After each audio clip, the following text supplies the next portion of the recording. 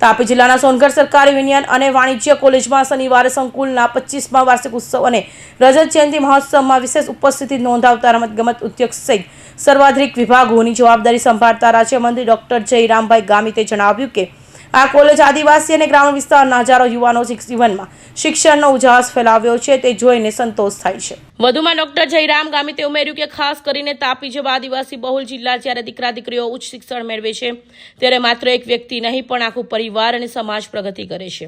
આદિવાસી વિસ્તારમાં વિદ્યાર્થીઓને ઉચ્ચ શિક્ષણ આપી તેમના જીવન ધોરણમાં પરિવર્તન લાવવાના ઉમદા હેતુ સાથે આ મહોત્સવનું આયોજન કોલેજ પરિવાર દ્વારા કરવામાં આવ્યું હતું। આ પ્રસંગે વિવિધ ક્ષેત્ર વિશેષ સિદ્ધિ હાંસલ કરનાર તેજસ્વી વિદ્યાર્થીઓને મંત્રીશ્રીના હસ્તે ઇનામ આપી સન્માનિત કરવામાં આવ્યા હતા। સાથે જ પુલવામા થયેલા આતંકી હુમલામાં શહીદ થયેલા સોનાના જવાનોને શ્રદ્ધાંજલિ આપી હતી। સાર્વજનિક એજ્યુકેશન સોસાયટી સોનગઢના પૂર્વ પ્રમુખ સ્વનારાયણભાઈ દોણવાડાના સહયોગથી 12 વર્ષ સુધી કોલેજ શ્રી સાર્વજનિક હાઈસ્કૂલ સોનગઢના મકાનમાં ચાલી હતી, જેથી તેઓના પ્રસંગે પણ યાદ કર્યા હતા। સાથે વર્તમાન સાર્વજનિક એજ્યુકેશન સોસાયટી સોનગઢના પ્રમુખ જિગ્નેશભાઈ દોણવાડાએ પ્રસંગોચિત વક્તવ્ય આપ્યું હતું। તાપી ક્રિકેટ એસોસિએશનના પ્રમુખ અને નિવૃત્ત સંયુક્ત સચિવ શ્રી નરેન્દ્રભાઈ ગામિતે વિદ્યાર્થીઓને ભણતરની સાથે ગણતર જરૂરી છે નેમ સાથે આગળ વધવા આહ્વાન કર્યું હતું। ભૂતપૂર્વ વિદ્યાર્થી સંઘના પ્રમુખ જબારભાઈ પઠાણે પણ વિદ્યાર્થીઓને શુભેચ્છા પાઠવી હતી। કાર્યક્રમમાં આમંત્રિત મહેમાનોએ મહાનુભાવો તેમજ અન્ય શિક્ષણવિદો, કોલેજ આચાર્ય ડોક્ટર રાજેશભાઈ પટેલે સહિત કોલેજ પરિવારો અને મોટી સંખ્યામાં વિદ્યાર્થીઓ સાથે નગરપાલિકાના કોર્પોરેટર કિશોર ચૌધરી, ભાજપના જિલ્લા યુવા મોરચાના વિશાલ પટેલ ઉપસ્થિત રહ્યા હતા।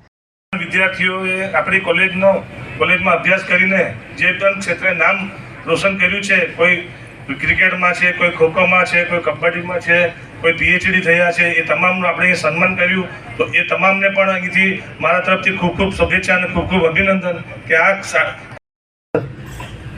શરૂઆતમાં જ્યારે કોલેજ મંજૂર થઈ ત્યારે ત્યાં હાઈસ્કૂલમાં આપણી કોલેજ ચાલી, પછી ગુજરાત સરકારે મકાન બનાવવાનું નક્કી કર્યું, ત્યાર પછી આપણે આ કોલેજનું મકાન પણ અહીંયા બન્યું અને ત્યાર પછી આ તમામ આપણું સાયન્સ હોય કે પછી બીજી ફેકલ્ટીઓ પણ ચાલુ થઈ।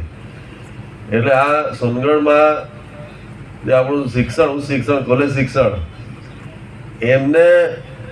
એમના વિકાસ માટે સૌથી કદાચ બધા લોકોએ મહેનત કરી છે, નાના મોટા લોકોએ, પણ સૌથી વધારે જો મહેનત કરી અત્યાર સુધી તો આપણા ડોક્ટર રાજેશભાઈ પટેલ સાહેબને આપણે જોરદાર તાળીઓથી વધારી ગયા। વાંધો નથી, કારણ કે એમની કામગીરી પણ સારી છે। બધા જ પ્રકારના કાર્યક્રમો થાય, શિક્ષણ સિવાયના પણ દરેક પ્રકારના કાર્યક્રમો થાય, સરકારના હશે, કોઈ જનજાગૃતિના હશે। એટલે કોલેજનું પણ ખૂબ સારું કામ પણ છે, રિઝલ્ટ પણ છે। અને અહીંયાથી જે વિદ્યાર્થીઓ મારા હિસાબે ભણીને જાય છે આગળ, એ લોકો ઘણી જગ્યાએ એ લોકોએ પણ સફળતા મેળવી છે। આજે પણ તમને અહીંયા વિવિધ ક્ષેત્રમાં જે તમે લોકોએ સફળતા મેળવી છે એના ઇનામ વિતરણનો પણ કાર્યક્રમ, તો જેટલા લોકોને પણ ઇનામ મળવાનું છે એમને પણ હું મારા તરફથી અભિનંદન આપું છું। તાળીઓ તો પાડો।